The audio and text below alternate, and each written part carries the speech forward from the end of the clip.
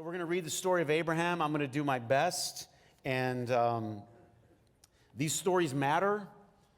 These stories matter. They've been getting shelved a bit. 2 generations ago, everybody knew these stories front and back. My dad's generation, hit and miss. My generation, no clue. The next generation, who's Abraham? That's just the way it is, okay? So, and there's some reasons because I don't think we've always handled them carefully. And so, because we haven't handled them carefully, they've become unbelievable to a generation. And then because they've become unbelievable, they've gotten put on a shelf. The shelf called ridiculous, unuseful, unhelpful, and irrelevant. Because they sat on a shelf here for a lot of well-meaning Christians called confused. I don't know. I don't understand these. And so less and less will I take them out. Less and less will I share them with my children. Less and less do children know these stories. So I'm going to put them on a new shelf over here called Invaluable Treasures. Invaluable treasures with incredibly rich meaning. A shelf that you go to over and over and over again. We're finally here. If you've been traveling with us and Abraham for the past several weeks, Isaac is finally going to be born. All right? You ready? Genesis 21. Now the Lord was gracious to Sarah, as he had said, and the Lord did for Sarah what he had promised. Sarah became pregnant and bore a son to Abraham in his old age. At the very time God had promised him, at the very time. Isn't that the key? At the time God promised? Where does most of our frustration and angst come in life? We're on our time versus what? God's time. All right? By the way, who forgot to change your clock? There you go. And you still made it. All right? You're going to see a couple of them walk in here in a minute. Right? You get on the wrong clock. You get on the wrong clock. I have a relatively new vehicle, which is, good. It only happens a few times in my life, so it's kind of exciting for me. But this vehicle knew to change the time. For no other reason, everyone should buy this car. My mom had this Mazda that we drove forever, and, she drove and we drove. It got passed around, I think, in the family, and every time I was in Florida, I would drive it, and no one knew how to change the clock. Does anybody ever have one of these cars where no one knew how to change the clock to get it on or off daylight savings time? And so you just had to know, wait a minute, is this the half of the year when it's right, or is this the half of the year when it's wrong? Here's what happens. A lot of us have never adjusted our clocks to God's timetable. This is in the time of God. When do things happen? In your time? What a frustrating way to set up your life. To start to tell God your timetable. Here's, God, how I would like and the time in which I would like for it to happen. Now, Charlie does that. Right? I'm very aware of her timetable, and they usually go around the word now. Which is funny because that's usually what? That's usually what we're thinking when we're praying. God, how about now? Would be good. Now. So in the time, it's been a long time. If you've been following us in the series, it's been a long time. It's promised, and this happened, and this happened, and this happened. And finally, at the time, Abraham gave the name Isaac to the son that Sarah bore him. And when his son Isaac was 8 days old, Abraham circumcised him as God commanded him. Circumcision, we talked about that a little bit before. But Abraham now, I had a hard time. changing myself from saying Abraham to and then I finally said, anyway, never mind. His name was Abram, and now it's Abraham, finally. And finally, he has a son, and he circumcises him. Now, this is something interesting. I heard a guy talking about this the other day. And it was very interesting because he was talking about, he made a decision not to raise his kids in church because he thought it should be their decision. And then when he was older, he realized that in his opinion, that was a mistake. He said, because what I realized is I make all kinds of decisions for my kids because they're kids.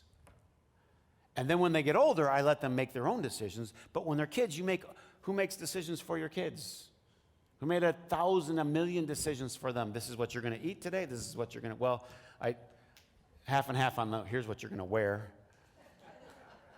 Charlie had this very cute outfit that her grandma bought her today, and I took pictures of it to show grandma that she loved it and everything.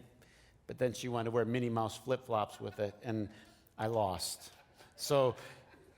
But you make decisions for them. So circumcision is a decision, and it's made for him. By the way, I think circumcision is an interesting, ancient sign that you believe. So the church and organizations and tribes, they always have what's your sign, what's your code. Have you baptized? Did you go through the initiation rites?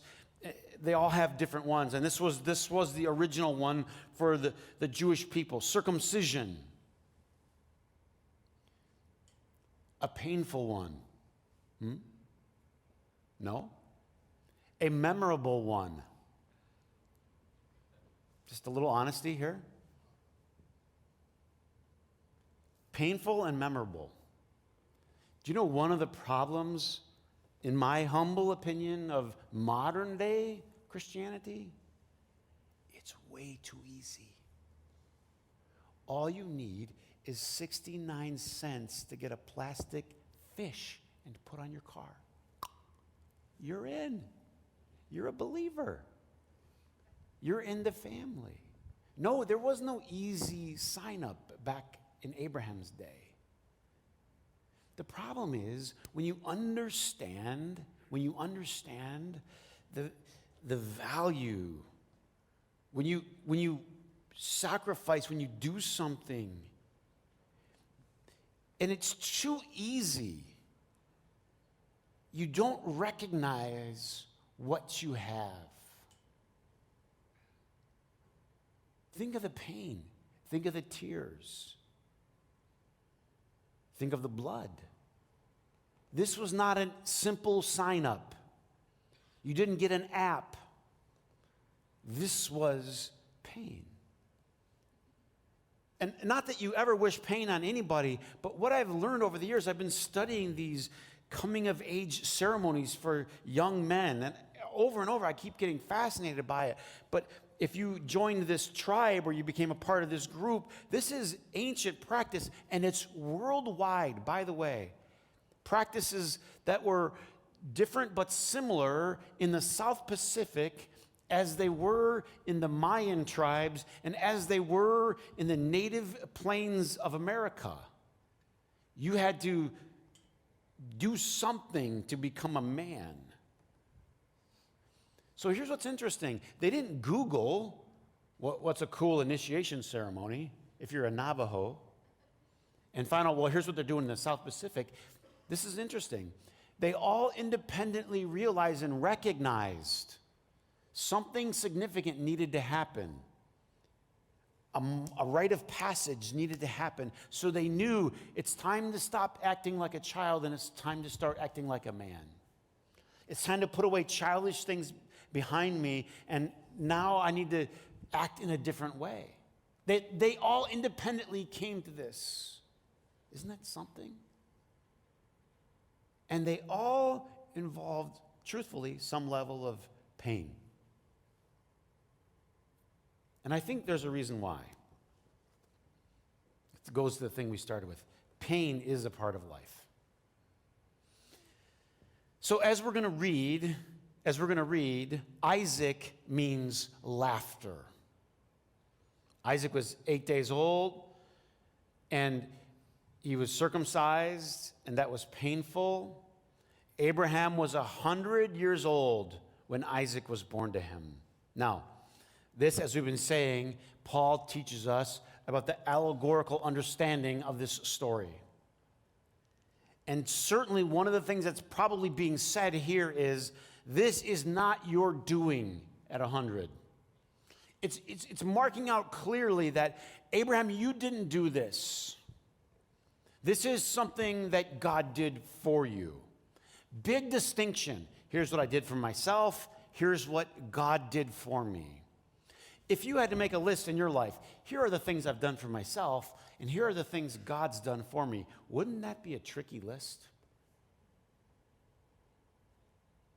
Now, in reality, day to day, how we actually live our life, most of the stuff would be on the list. Here's the stuff I've done. Resume, me. I did this, and I did this, and I did this, and I did this. But if I started to think about it, because it's hard to say, it's not like usually God doesn't just drop things in our garage and have them gift wrap and say, have a great weekend, God. You have to see through it. You have to discern it. You have to filter the layers and start to realize, boy, if that door wouldn't have opened, and then all of a sudden you start to see these little, what it is it's your resume, but there's these little asterisks next to each thing. And God opened that door, and God provided this, and God moved me here, and God did this. And then you start to realize that God's a lot more responsible than you originally thought or were willing to recognize. He's 100. This is clearly saying what's about to give birth wasn't given birth by Abraham. This was a birth from God. And so, Sarah said, God has brought me laughter. Everyone who hears about this will laugh with me.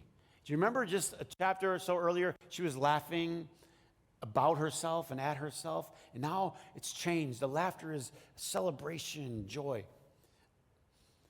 This journey, Abraham's life, is your journey and my journey. And it's the journey towards happiness.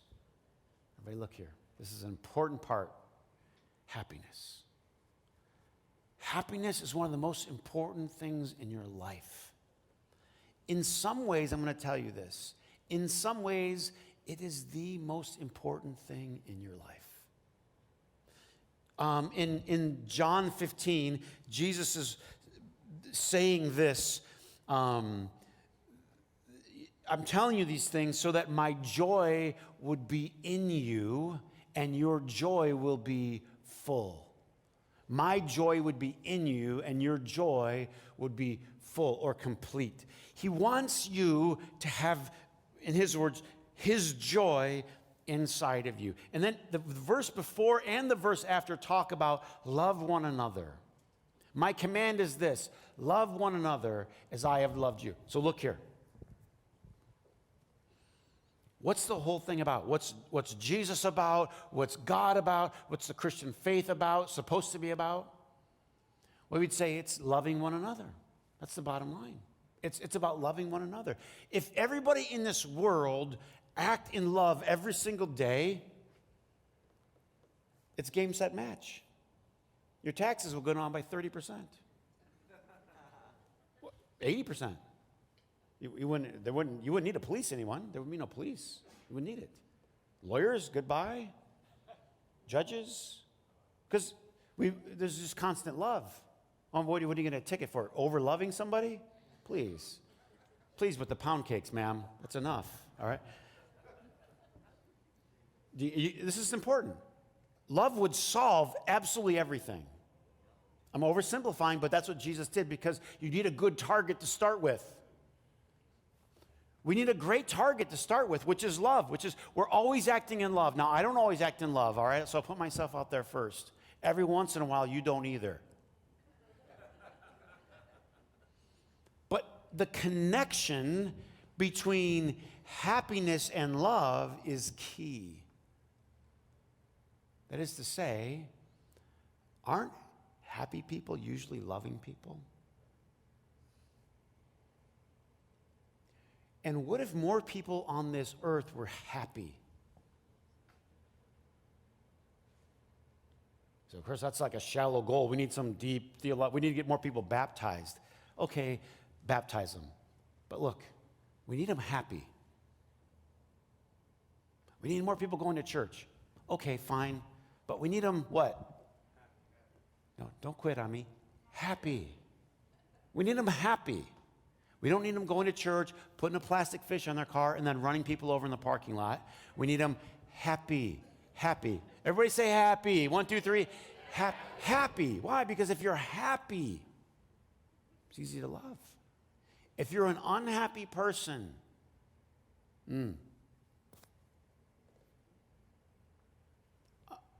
that my joy would be in you. You see Abraham's journey? The goal is to get to Isaac. His name means laughter. I'm going to name him Laughter. He brought laughter. You know what the goal of spirituality is? You're not going to believe me. Happiness. Well, but my pastor told me the goal was to get baptized. That just gets you wet. And some people, it's very unhappy. Now, if you have a change of heart, look, if you have a change of heart, please do get baptized. Hear me? Please do, because outward things can have a beautiful symbolism and they can tie into what's going on the inside. I am not against it, but I'm against it if you don't change the heart. And what you need is to be happy. And happiness makes you loving. They're connected. I think it says in Galatians, the fruit of the Spirit, the fruit is love, and the second word is joy. And then peace, which doesn't hurt anybody. There's a reason why the Abraham story starts to culminate with laughter, giving birth. This is the whole idea. Ready? When you grow, when you mature spiritually, you get to the point where you can give birth to happiness. Let me say one more thing. Just take this for what it's worth.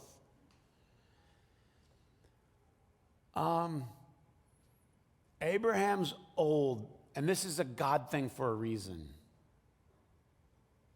A lot of times in the first part of life, our pursuits are often too, I don't mean this disparagingly like if you're young. If you're young, just hang in there.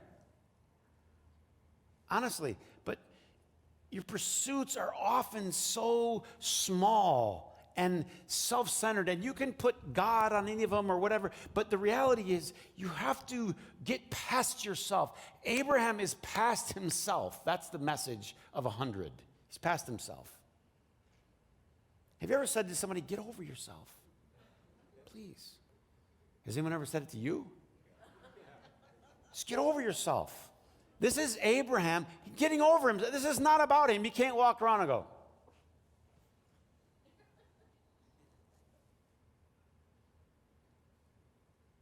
this is, wait a minute.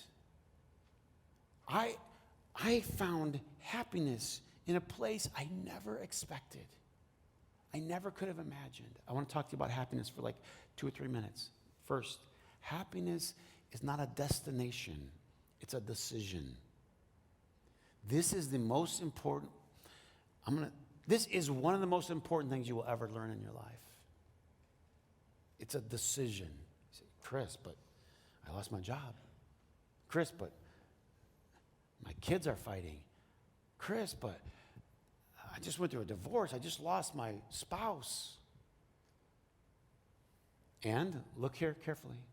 Those things are going to continue to happen the rest of your life. At least I told you the truth. At least I told you the truth. Happiness is finding the thread between being overly hyped, which is being told everything's going to be grand and unbelievable, and everybody's always going to. Do you remember what was the Jim Carrey movie when he turns into God's powers and he just makes all the cars get out of the way?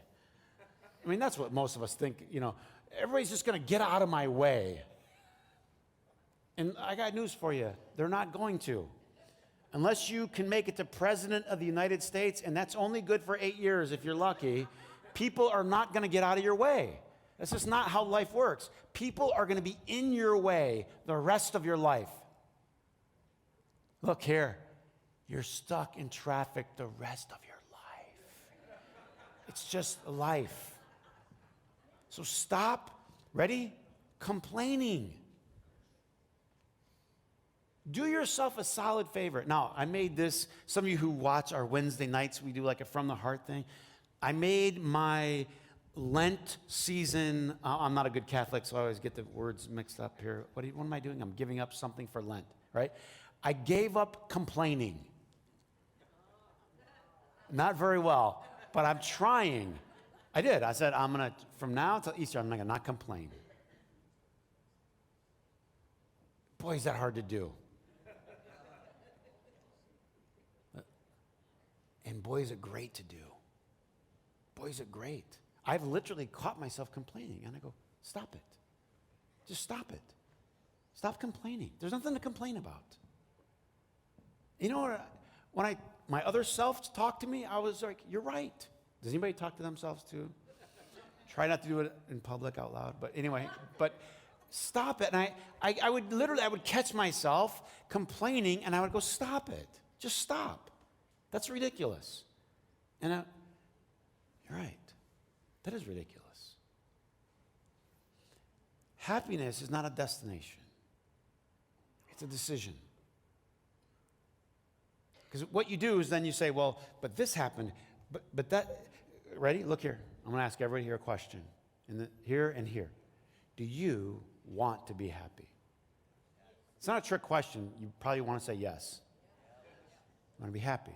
So if the answer is yes, then be happy. Now, immediately, you just did a yeah, but. Well, but I got to get this out of the way.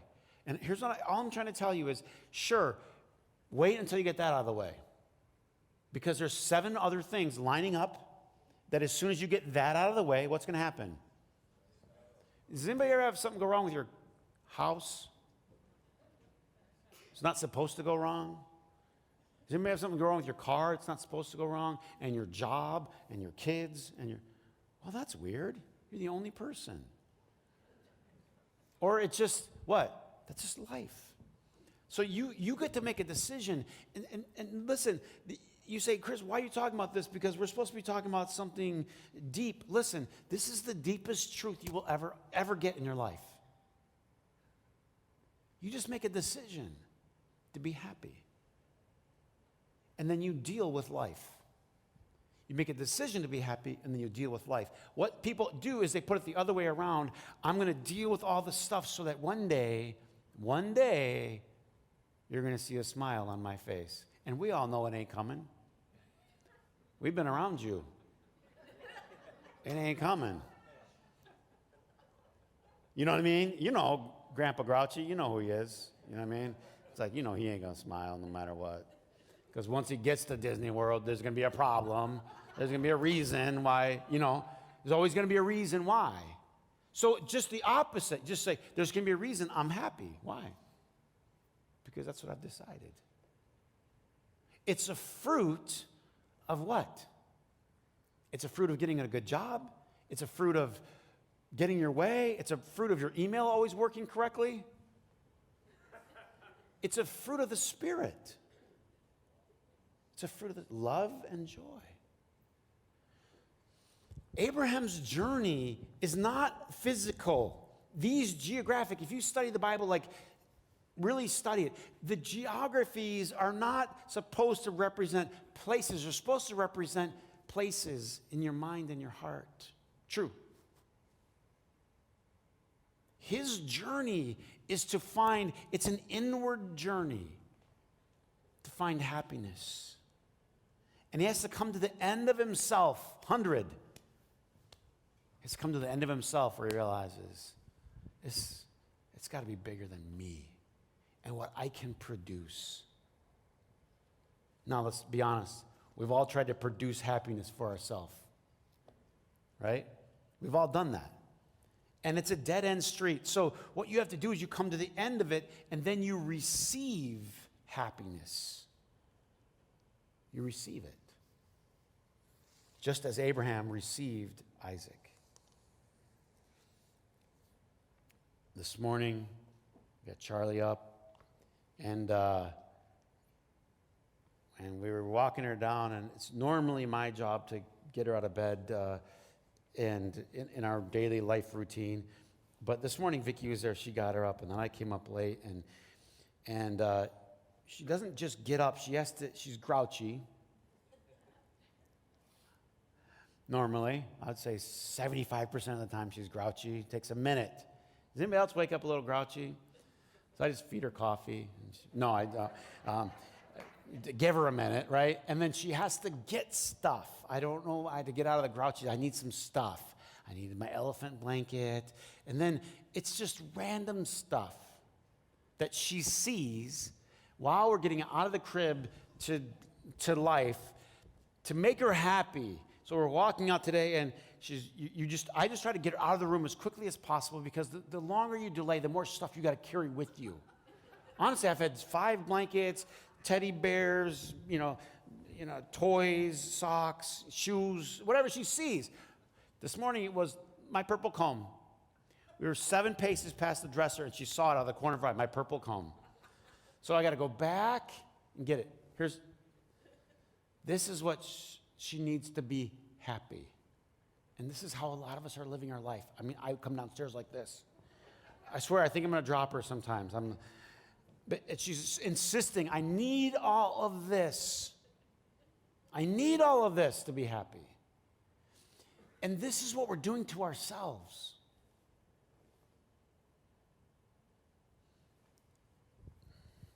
The other day, and every once in a while it happens, it should happen more, but I was doing dishes. And, there's 2 ways to do dishes. Angry and happy. Think about it. There's 2 ways to do dishes. And the angry is thinking about what a mess this is. People are pigs. What is wrong with human beings? Couldn't they have scraped it a little more off of their plate? That's one way to do dishes. I won't ask for a raise of hands who does them that way or has in the past. But there's another way to do dishes, which is, this is beautiful. I think a lot of times we miss the great way to do dishes. Because guess what? That's a part of life too. I mean, unless you're really wealthy, that's a part of life too. And it struck me, I had this weird moment where it sort of struck me, oh my goodness, I'm out of time. It struck me that I can only be happy in this moment. That if I was the wealthiest person on the planet and I had a private jet and my own yacht, I mean, I guess at that point I could hand my dishes to somebody else. But basically at some point, you got to put water on things. Even if it's to wash your own hair. In other words, to try to isolate happiness from the moment that I'm experiencing right here is crazy. This is happiness. Dishes. It gets cruddy food and it hangs over in the side of the sink. How many people touch it? How many people don't touch it? How many get a spoon and scoop it in? He said, Chris, why? Because if you can get happy doing the dishes, then you can find it, I think.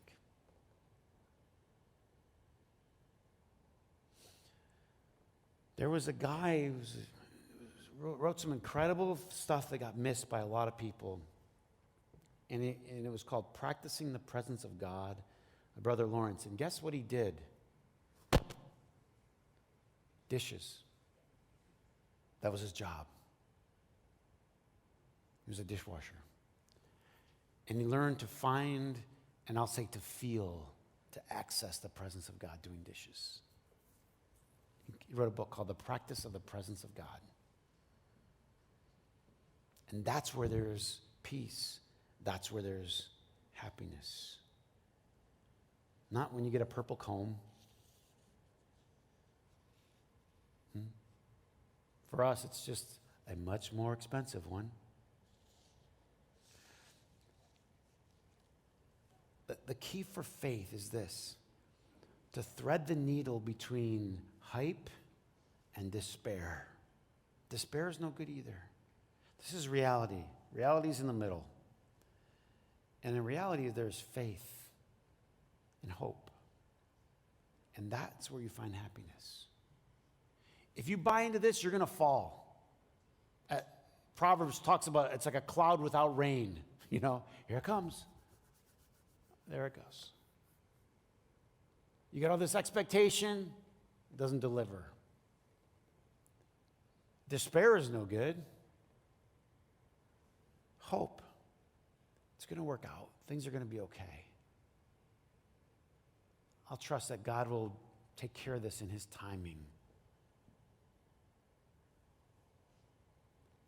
I'm happy today. So I'll close with a quote from the Trolls. Since besides reading the Bible, that's all I do is watch Trolls. And if you don't know the story, I mean, the Trolls are the happiest people on earth, right? They're happy. They sing and they dance and they hug all day long. And they sing and dance and hug and dance and sing and hug. And the Bergens want to be as happy as the Trolls, but they're not. Because they're Bergens. And the Bergens think the only way they can be happy is to eat the Trolls. Until one day they realize that happiness is inside all of us. You just need help finding it. You don't need to eat anybody. You know? You don't need a purple comb. You don't need a new job. You don't need to never do dishes. You just need to access. You know? Access. Joy is a fruit of the Spirit. And what if the whole world was happy? The whole world. We're done. We're done here. Happy. That should be the goal. And find your happiness and live it. That's what it means to be the light of the world, the salt of the earth. And happiness is infectious. Let's stand, we'll have a closing prayer.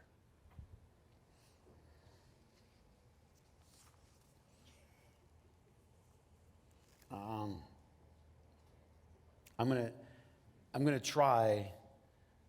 try to help us get unstuck. Because some of us are stuck in being unhappy. And we just have to let that go. Tying it to anything, tying happiness to anything at all will get you stuck. And to get unstuck, you have to tie it to your decision, to a state of your mind. It's a fruit of the Spirit, that God's Spirit's in you. It's in you. You just need some help finding it.